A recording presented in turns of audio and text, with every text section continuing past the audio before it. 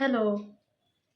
तर तुम्ही मला सांगा, की तुम्ही जेव्हा एखादं कपाट आवरायला काढता, त्यावेळेला साधारणतः तुमची रिएक्शन काय असते?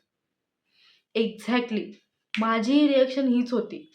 ॲक्चुअली काय झालं, मी परवा विजय केंकरे सरांच्या वर्कशॉपला जाऊन आले. आल्यानंतर माझ्या रूममध्ये गेले.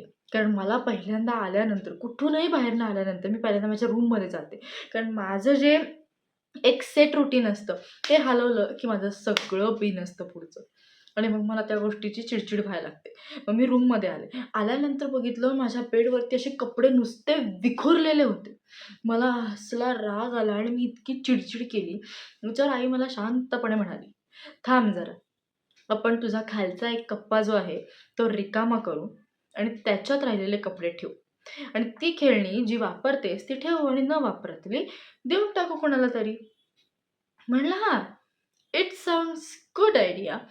मग आम्ही साधारणतः कपाट वगैरे रिकामं केलं आणि दुपारी मी येईपर्यंत ते आईने आवरून ठेवलं. येईपर्यंत म्हणजे डिपार्टमेंटमधनं मी येईपर्यंत.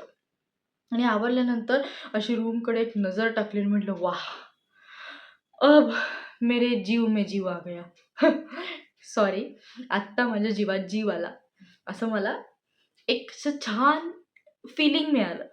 सो मला बेसिकली सांगायचा मुद्दा हा आहे, की तुमच्याही रुटीनमध्ये कधीतरी असं होत असेल ना, की आपण जे सेट करून ठेवलेलं रुटीन असतं, त्यातनं एखादी वस्तू इकडे-तिकडे हलली, की मग आपली चिडचिड व्हायला लागते. माझंही सेम तेच झालं.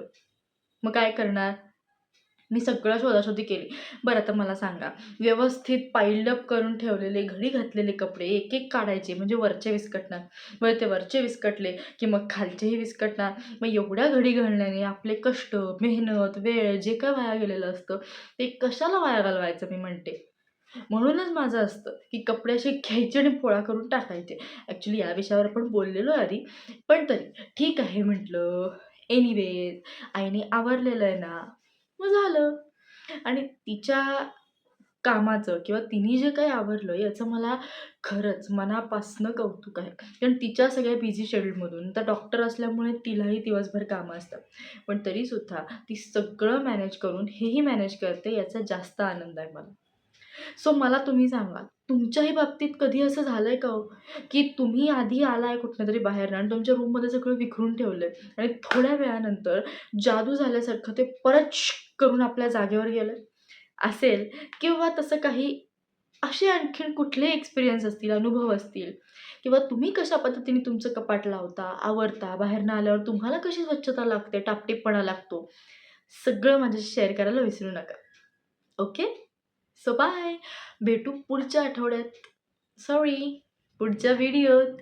असं होत असतं हां कधी-कधी. म्हणजे काय म्हणतो आपण त्याला फंबल पडणं. नाटकातही होतं. बरं जाऊ दे. मी पुढच्या विषयाचा क्लू देऊन ठेवला. आपण बोलूया पुढच्या विषयावर. ओके? बाय.